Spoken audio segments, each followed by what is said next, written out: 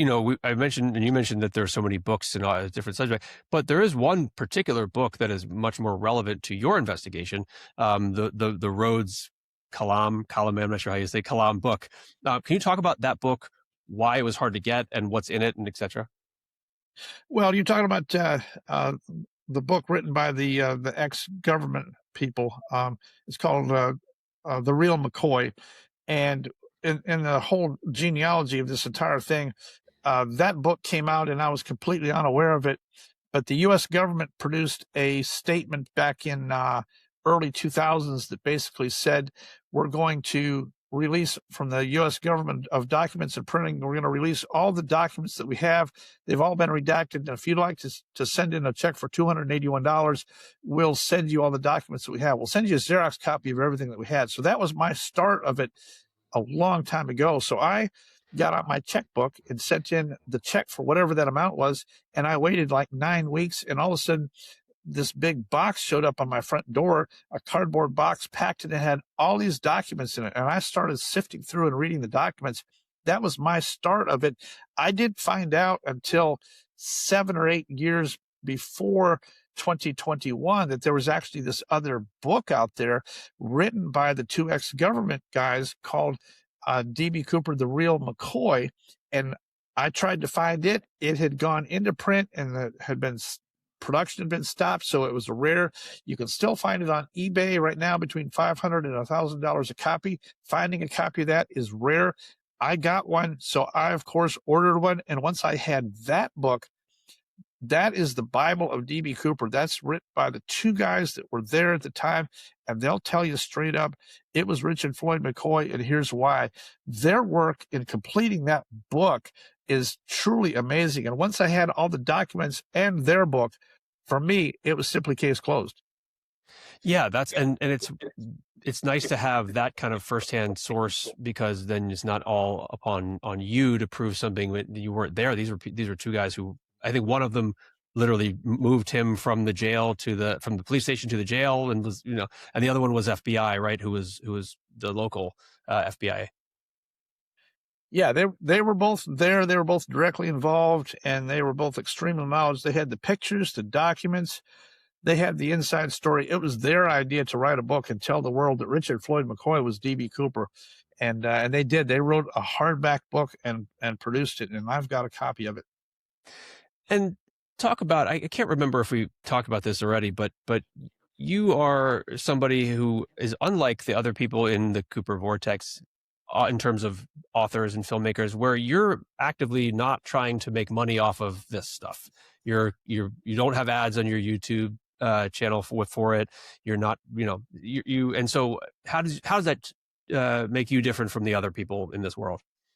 Well, human beings by definition are money driven. I do other things as a source of income. I've never viewed YouTube or aviation accents as a source of income.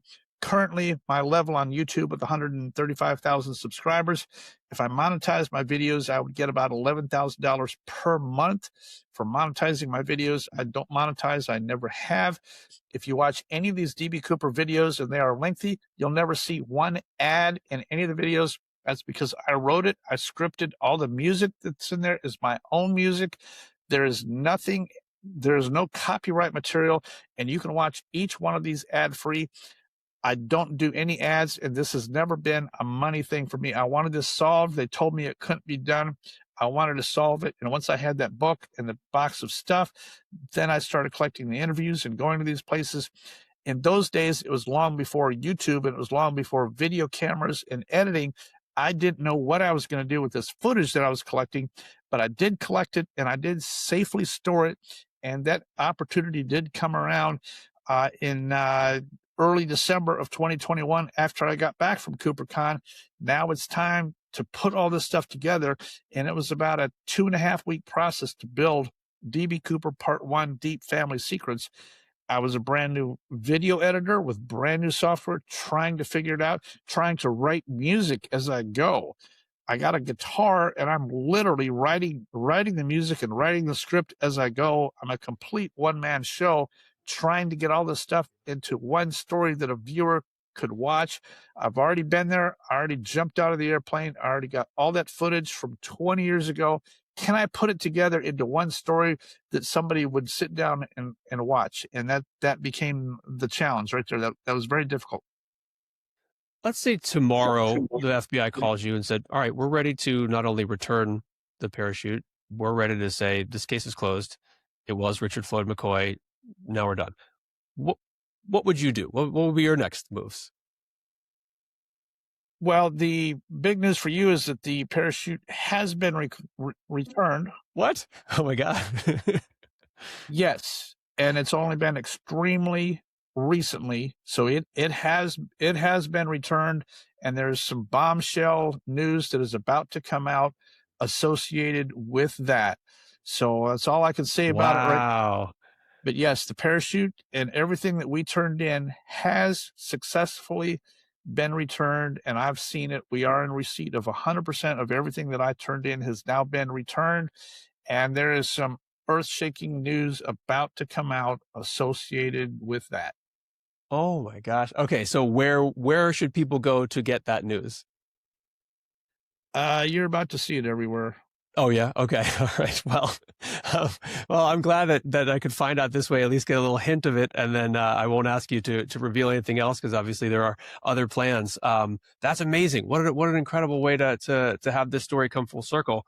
Um, and I think with that, I just would say thank you so much for being here, and for this is obviously a labor of love for you for so many years. You're not on salary from anybody to do this. You're just doing this because you wanted to figure this out. It sounds like you may have figured it out. And I guess I could point people towards Probable Cause if they want to find out more, not just DB Cooper stuff. You have all bunch of other videos.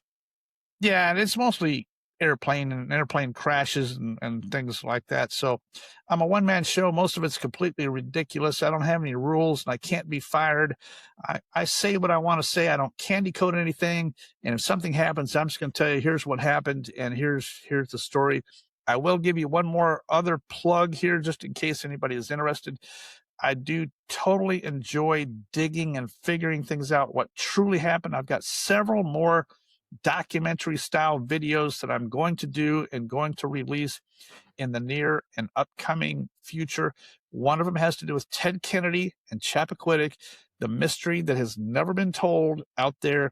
I'm going to do a complete story. I have solved the Ted Kennedy mystery, and I'm about to tell the world what truly happened that night with Mary Jo and Ted Kennedy and Chappaquiddick, and I'm going to do it. Wow. All right. Well, you guys, you heard it here. So stay tuned. Keep watching for what Dan Gryder's doing because obviously you're making big moves. Thank you so much for being here, and best of luck. Yes, sir. Thanks for having me. Great to see you again.